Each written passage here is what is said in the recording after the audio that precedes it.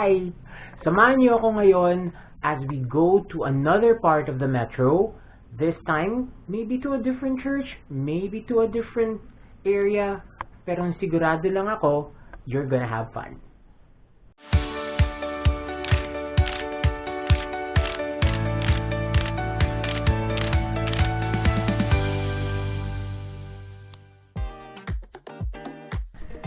Alright, we're at the LRT1 Fernando Poe Jr. Station. Tayo ay pupunta sa Maynila. So from FPJ Station, papunta sa Tayuman. It's a little less than 30 minutes, nandun ka na. At eto na nga ako sa Tayuman Station. Tayo'y pupunta ngayon sa isang espesyal na simbahan.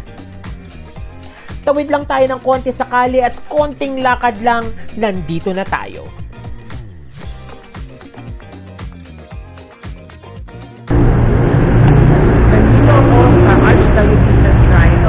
Espiritu Santo. Kaya pala ko narinig nyo kung ingay sa labas. Pasok na.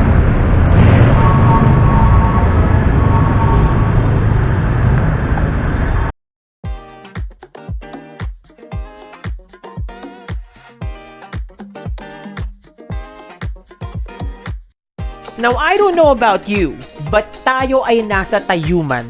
At dahil nasa Tayuman tayo, matatagpuan sa Tayuman ang iba't ibang mga tindahan ng mga imahen, mga rebulto, anything that is religious. Kaya hindi naman ako nagtataka na ang Tayuman Church or ang Archdiocesan Shrine of the Espiritu Santo ay punong-puno ng mga imahen.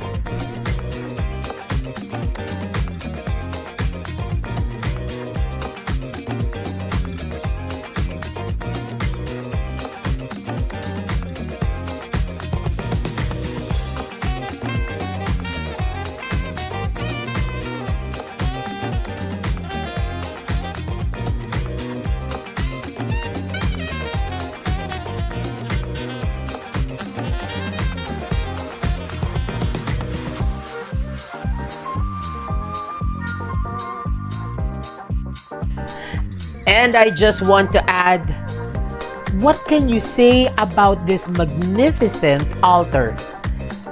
Dito lang yan sa Archdiocesan Shrine of the Espiritu Santo.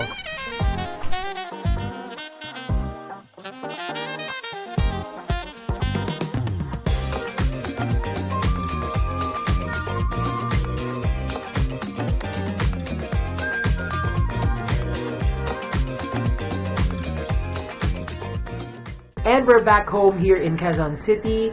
I hope that you enjoyed our trip today to the Archdiocesan Shrine of the Espiritu Santo or Tayuman Church. It's very nice visiting that church because ang Archdiocesan Shrine of Espiritu Santo ang isa sa pinakamagandang simbahan na matatagpuan sa Metro Manila. At so, if you have time, please visit the church. If you want, hear Mass in that church as well, because there's a different kind of feeling and a different kind of peace visiting that church. This has been Japes Terrific. Thank you for joining. Like and subscribe.